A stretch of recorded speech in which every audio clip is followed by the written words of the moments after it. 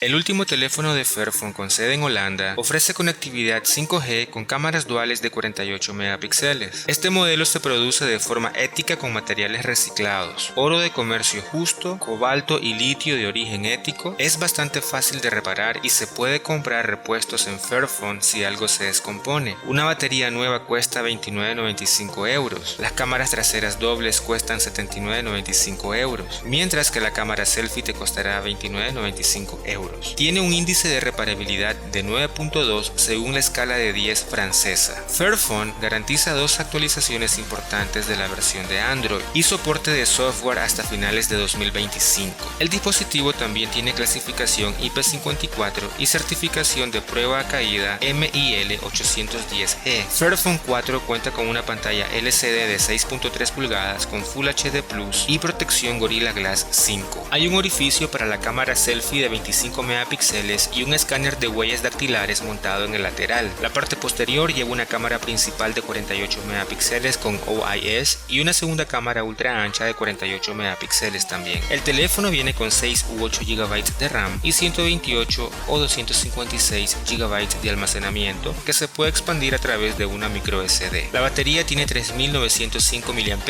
y admite velocidades de carga de hasta 20 watts. Fairphone 4 viene sin un cargador o cable incluido para ayudar a ahorrar en desechos electrónicos. Tampoco tiene un conector para auriculares, aunque Fairphone ahora ofrece sus propios auriculares TWS por 99,95 euros. El precio de los Fairphone 4 comienzan en 579 euros para el modelo de 6 de RAM y 128 GB de almacenamiento, mientras que el modelo de 8 de RAM y 256 GB de almacenamiento costará 649 euros. Las opciones de color incluyen gris, verde y verde moteado, que es un exclusivo del modelo de 8 GB de RAM y 256 GB de almacenamiento. Los primeros envíos a Europa están programados para el 25 de octubre.